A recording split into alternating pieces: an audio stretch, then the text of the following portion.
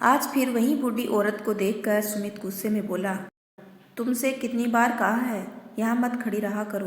जब ग्राहक हो तुमने रोज की आदत बना ली है। वो औरत एक तरफ हो गई। तब सुमित के पिताजी ने नौकर से कहा, पहले उसे कुछ मिठाई दे दो। नौकर ग्राहक छोड़कर मिठाई देने लगा तो सुमित बोला, पापा आप क्यों लपका देते हो फालतू लोगों को। वो औरत हजारों आशीर्वाद देकर चली गई। राजेंद्र जी बोले, बेटा जरा से मैं हमारा कुछ नहीं चाहता, पर वो इतना आशीर्वाद देकर जाती है, ये क्या कम है। पता नहीं किसका आशीर्वाद कब काम आ जाए। सुमित चिढ़कर बोला, ऐसे नहीं लगते आशीर्वाद, ऐसे ही देते रहे तो एक दिन दुकान जरूर बंद हो जाएगी। राजेंद्र जी बोले, ऐसा नहीं कहते, एक दिन तुम्हें समझ आएगा। राजेंद्र जी की बाजार के बीच में मिठाई की बड़ी सी दुकान थी। पहले उनके पिताजी की छोटी सी दुकान थी, फिर वो भी घर की जिम्मेदारी में दुकान में हाथ बटाने लगे।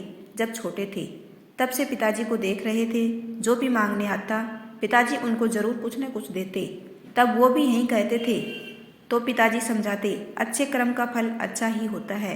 एक दिन दुकान में राजेंद्र अकेला था। दुकान भरभरा कर गिर गई। सबने जल्दी जल्दी पत्थर हटाए। जो मांगने आते थे उन्होंने भी मदद करी। घर पर खबर पहुंची। सब अनहोनी की सोचकर डर गए। भागे भागे दुकान आई।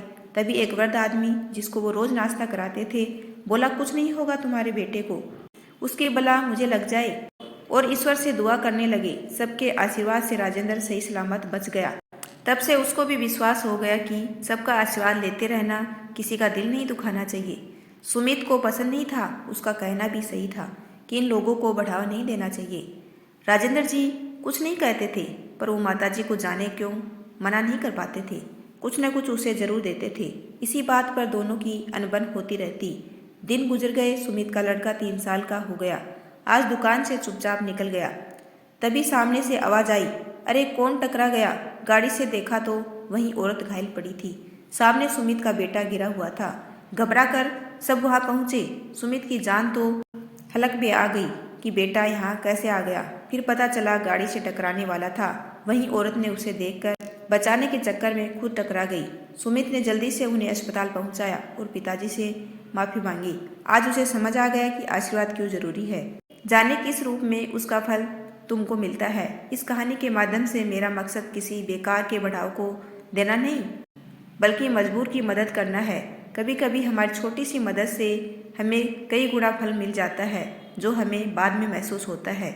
यदि आपको मेरा छोटा सा प्रयास अच्छा लगा हो तो चैनल को लाइक शेयर एंड सब्सक्राइब कीजिए। आपका अपना कीमती समय देने के लिए दिल से धन्यवाद।